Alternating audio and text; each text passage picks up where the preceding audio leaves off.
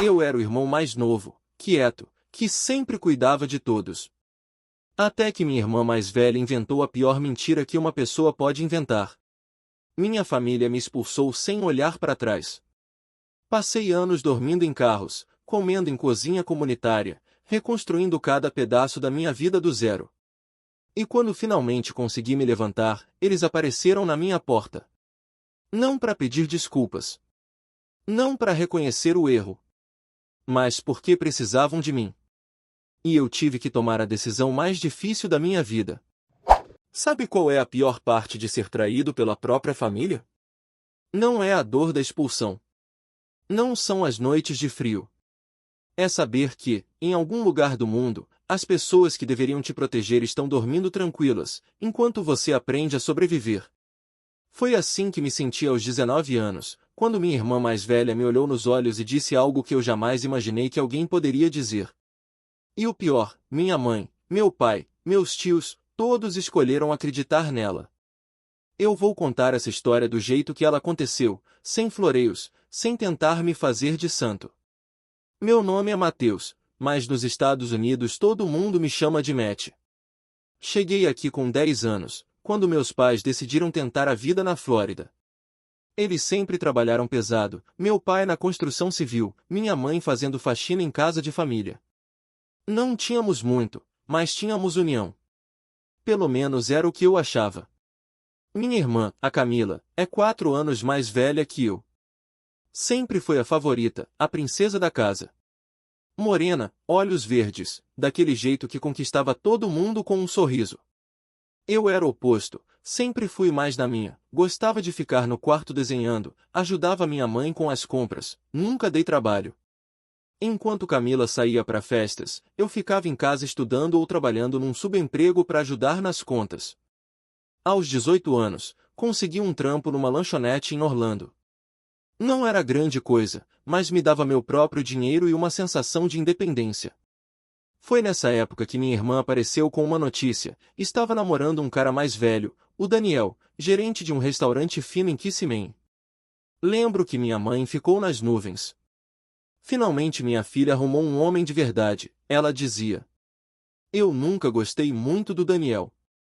Tinha algo nos olhos dele, um jeito de me olhar de cima para baixo, como se eu fosse um inseto. Mas quem era eu para falar alguma coisa? Uma noite, eu estava voltando da lanchonete, eram quase 11 da noite. Quando entrei em casa, senti um clima estranho. Meus pais estavam sentados na sala, com cara de quem tinha visto fantasma. Minha mãe com os olhos vermelhos de tanto chorar. Meu pai com a mão fechada, daquele jeito que ele ficava antes de explodir. Senta aqui, Mateus, ele falou, com uma voz que não admitia discussão. Eu sentei, sem entender nada. Foi quando minha irmã apareceu na porta do quarto dela, com o Daniel do lado. Ela estava com uma expressão que eu nunca tinha visto antes. Uma mistura de medo com... sei lá, algo que só descobri depois. Mateus, meu pai começou, tua irmã tem uma coisa para te falar. Camila sentou na ponta do sofá, colocou as mãos no rosto como se estivesse prestes a desabar. O Daniel colocou a mão nas costas dela, num gesto que parecia de consolo, mas que hoje eu sei que era de controle. Eu não queria contar, ela disse, com a voz embargada. Mas não posso mais esconder.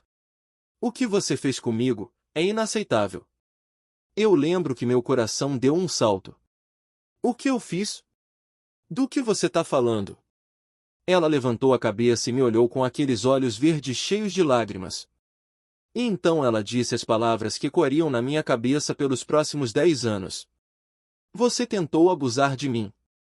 Várias vezes. Quando meus pais não estavam em casa.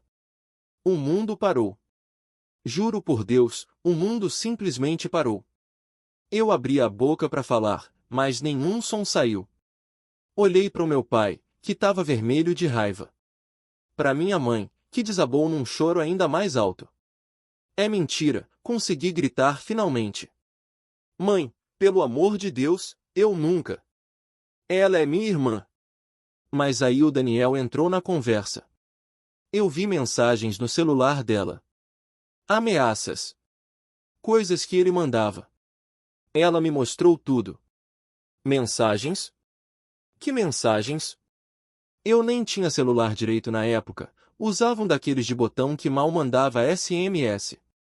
Mas naquele momento, ninguém queria ouvir explicação. Meu pai levantou e veio na minha direção. Sai da minha casa, ele disse, com uma frieza que me gelou a alma. Sai agora antes que eu faça alguma coisa que vou me arrepender. Eu tentei argumentar. Gritei, implorei, falei que podia fazer teste, qualquer coisa. Mas minha mãe nem conseguia me olhar. Ela só balançava a cabeça, repetindo como eu pude criar um monstro desse. Meu pai abriu a porta e me empurrou para fora. Eu tava de uniforme da lanchonete, sem documento, sem dinheiro, sem nada. Só com a roupa do corpo e a acusação mais cruel do mundo nas minhas costas. Passei aquela noite andando pelas ruas de Orlando sem direção. Lembro de sentar num banco de ponto de ônibus e ficar olhando os carros passarem, pensando em como minha vida tinha virado de cabeça para baixo em questão de minutos. Como minha irmã, meu sangue, podia inventar uma coisa dessas? Que maldade eu fiz para ela merecer isso? Só fui descobrir os motivos verdadeiros meses depois, quando já estava morando nas ruas, dividindo papelão com outros desabrigados perto da Interestadual 4. Foi um conhecido do bairro que me contou, alguém que sabia dos bastidores. O Daniel, o tal namorado rico, tinha um passado. Várias ex-namoradas acusavam ele de abuso. Minha irmã descobriu isso e ameaçou terminar. Ele, para controlar ela, inventou um plano. Se ela inventasse uma história sobre mim, ele ficaria do lado dela, seria o herói que a salvou do irmão abusador. E ela aceitou. Aceitou destruir meu nome, minha família, minha vida, para manter um relacionamento com um cara que manipulava ela. Os primeiros anos foram infernais. Dormi em abrigo, lavei prato em restaurante, fiz bico de pintor, jardineiro, tudo o que aparecia. Aprendi inglês de verdade na Marran, convivendo com outros moradores de rua, com voluntários de igreja. Aos poucos, fui subindo. Consegui um quarto dividido com mais 3 caras. Depois um emprego fixo num depósito. Depois uma vaga de auxiliar de manutenção num condomínio fechado em Windermere, onde os ricos de Orlando moram. Foi lá que minha sorte virou. O síndico gostou do meu trabalho, viu que eu era esforçado, que nunca faltava. Me ofereceu um curso de elétrica e hidráulica pago por ele. Eu agarrei com unhas e dentes. Em 2 anos, virei encarregado da manutenção. Em 5, abri minha própria empresa, pequena, só eu e mais um funcionário. Mas era minha. Comecei a fazer manutenção em casas de luxo, piscina, jardim, pequenos reparos. O boca a boca foi crescendo. Morei num apartamento simples nos arredores de Kissimmee por um tempo, mas depois consegui alugar uma casa pequena, mais decente, num bairro tranquilo. Tinha meu carro, minha rotina, minha paz. E tinha também uma cicatriz que não fechava, a lembrança daquela noite, da cara da minha mãe desviando o olhar de mim. Nunca mais procurei minha família. Não por orgulho, mas porque doía demais. Eu imaginava eles todos felizes, Camila casada com o Daniel, meus pais orgulhosos da filha e do genro rico. Enquanto eu, o monstro, estava longe, como eles queriam. Até que numa terça-feira qualquer, meu telefone tocou. Número desconhecido. Eu atendi, meio desconfiado. Alô? Do outro lado, uma voz que me fez paralisar. Era minha mãe. Mateus, filho, sou eu. Passei uns 3 segundos sem respirar. Minha mão tremia segurando o telefone. Mãe, foi tudo o que consegui dizer. Ela estava chorando. Filho, eu preciso te ver. Nós precisamos te ver. Você tá em Orlando ainda? Eu não sabia o que responder. Raiva, mágoa, confusão. Tudo veio à tona na mesma hora. Para quê, mãe? Depois de 10 anos, para quê? Ela soluçou do outro lado da linha. O Daniel, ele fugiu. Levou tudo. E a Camila, ela contou a verdade. Ela contou tudo, Mateus. A gente errou. A gente errou feio com você. Eu fechei os olhos e apoiei a mão na parede para não cair. Depois de uma década, a verdade tinha vindo à tona. Mas não veio como um alívio. Veio como um soco no estômago. Eu passei uns dias processando aquela ligação. Minha mãe queria meu endereço, queria vir até minha casa. Eu desconversei, falei que precisava pensar. E precisei mesmo. Foram noites em claro, revirando na cama, lembrando de cada detalhe daquela noite infeliz. O que mais doía não era nem a mentira em si. Era a facilidade com que eles acreditaram. Não teve investigação, não teve filho, o que aconteceu? Foi sentença imediata, culpado. Expulso. E agora, 10 anos depois, queriam voltar como se nada tivesse acontecido? Como se eu fosse um porto seguro.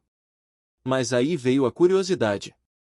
Ou talvez a necessidade de ouvir aquilo com meus próprios ouvidos. Camila contou a verdade. O que exatamente ela contou? E por que só agora? Acabei cedendo. Marquei num sábado à tarde, num café perto do Lago Eula, lugar neutro. Não quis dar meu endereço, não confiava. Quando cheguei lá, vi minha mãe sentada numa mesa, com os olhos inchados de tanto chorar. Meu pai do lado, mais velho, mais grisalho, com as mãos entrelaçadas em cima da mesa, um gesto que eu nunca tinha visto nele. E ao lado deles, Camila. Minha irmã estava irreconhecível. Magra, olheiras profundas, cabelo sem brilho. Ela levantou a cabeça quando me viu e eu juro que vi um misto de vergonha e medo no olhar dela. Sentei na frente dele sem dizer nada. O garçom veio perguntar o que eu queria, pedi uma água só para ter o que fazer enquanto processava a cena. Minha mãe foi a primeira a falar. Mateus, meu filho, a gente não tem palavras. Realmente não tem, eu respondi, seco. Porque se tivesse, talvez tivessem ligado antes. Uns 10 anos antes. Meu pai suspirou fundo. A gente errou. Errou feio. E não tem desculpa que justifique. Camila estava quieta, olhando para a mesa. Foi quando eu percebi que ela não conseguia me olhar nos olhos. Aquilo me deu uma mistura de raiva e satisfação. Raiva por ela ter destruído minha vida. Satisfação por vê-la na merda. Então conta, falei, encarando minha irmã. Conta por que você fez o que fez. Quero ouvir da sua boca. Ela demorou uns segundos, mas começou a falar. A voz falhando, as mãos tremendo. Contou que o Daniel era realmente um monstro. Depois que eles casaram, o controle aumentou. Ele isolou ela da família, tirou o celular, controlava o dinheiro. Batia nela quando bebia. Ela aguentou anos porque tinha vergonha de voltar atrás, de admitir que destruiu a própria família por um sujeito daquele naipe. Até que há uns meses, o Daniel meteu o pé. Levou tudo que tinham juntos, esvaziou a conta, vendeu o carro dela, sumiu. Provavelmente voltou para algum lugar no Texas, de onde ele era. Camila ficou sem nada, sem casa, sem dinheiro, e aí não teve jeito, teve que contar a verdade para os meus pais. Eu inventei aquelas mensagens, ela confessou, finalmente me olhando. O Daniel escreveu no meu celular e mostrou para eles. Eu só concordei. Eu tava com medo dele, com medo de perder ele. Fui uma covarde. Destruí você por causa de um merda. Minha mãe tava chorando baixinho, enxugando os olhos com um guardanapo. Meu pai parecia ter encolhido uns 10 centímetros. Você não faz ideia do que eu passei, eu falei, com a voz embargada. Vocês não fazem ideia. Passei fome, frio, dormi em abrigo com rato. Quase morri de pneumonia uma vez. E tudo isso porque minha própria irmã inventou uma mentira e vocês preferiram acreditar nela. Eu sei, Camila falou, chorando. E eu nunca vou conseguir reparar isso. Mas eu vim pedir perdão. A gente veio pedir perdão. E o que vocês querem de mim? Perguntei, direto. Por que não vieram só pedir perdão? Vieram pedir alguma coisa. Minha mãe trocou um olhar com meu pai antes de responder. A gente perdeu a casa. Tava no nome do Daniel, ele deu um jeito de vender sem a Camila saber. Ficamos sem lugar para morar. A gente tá num quarto de motel barato, mas não dá mais. Eu ri. Um riso sem graça, amargo. Claro. É claro. Agora que precisam de mim, lembram que eu existo. Não é assim, filho, meu pai tentou. É exatamente assim, cortei. Se não tivessem na merda, nunca teriam me procurado. Vocês iam deixar eu apodrecer no esquecimento, sendo o monstro da família. Agora que a verdade saiu, agora que estão precisando de ajuda, querem fazer as pazes? Camila levantou a cabeça. Você tem razão. Não merecemos nada. Mas eu tô doente, Mateus. Preciso de tratamento e não tenho plano, não tenho dinheiro. Foi aí que eu reparei melhor nela. Além de magra, ela tinha uma palidez estranha, os olhos meio amarelados. Problema no fígado, descobri depois. O alcoolismo dos últimos anos tinha cobrado seu preço. Fiquei em silêncio por um longo tempo, olhando para aquele trio na minha frente.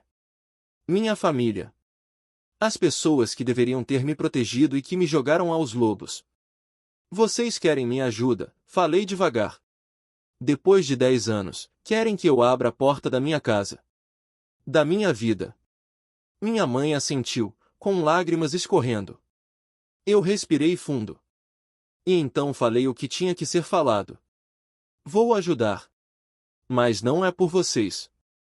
É por mim. Porque eu não sou como vocês.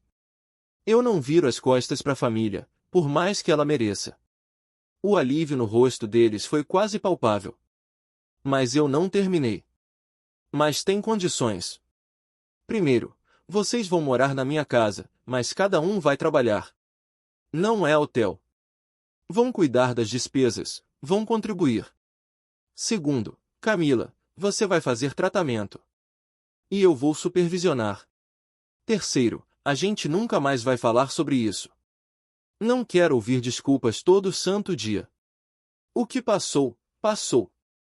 Mas se alguém, em qualquer momento, tentar me culpar de novo por alguma coisa, se algum de vocês sequer pensar em repetir o que fizeram, eu ponho todos pra fora na mesma hora. Sem aviso, sem segunda chance. Meu pai assentiu, cabisbaixo. Minha mãe veio com a mão para tocar a minha, mas eu afastei. Não. Isso não. A gente ainda não tá nesse ponto. Eles entenderam. No caminho de volta para casa, fui pensando no que tinha feito. Será que foi burrice? Fraqueza? Ou só a necessidade de enterrar de vez um passado que me assombrava? Não sei. Só sei que quando abri a porta da minha casa e vi eles entrando com 2 sacolas de plástico cheias de trouxas de roupa, senti uma mistura de estranheza e algo parecido com alívio. Os primeiros dias foram estranhos. Acordar e ver minha mãe na cozinha fazendo café. Meu pai no quintal, arrumando um canto do jardim. Camila trancada no quarto, começando um tratamento pesado. Aos poucos, a rotina foi se estabelecendo. Eu continuava indo trabalhar, eles cuidavam da casa. Era quase como se fosse uma família de verdade. Mas tinha algo que não saía da minha cabeça. Algo que eu não contei para eles.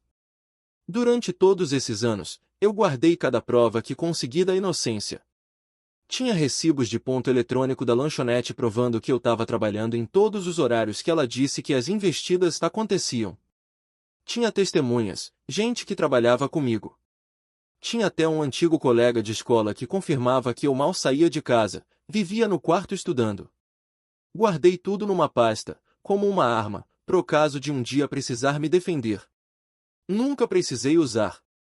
Mas saber que eu tinha aquilo me dava uma força que eles não imaginavam. Hoje, meses depois, a casa segue em paz. Não digo que perdoei, porque perdão é uma palavra muito grande. Mas aprendi a conviver. E, no fundo, tem uma coisa que eles nunca vão entender: a maior vingança que eu poderia ter contra eles era ter virado a pessoa que eles disseram que eu era. Mas não virei. Eu venci. Sozinho. E isso, pra mim, já basta.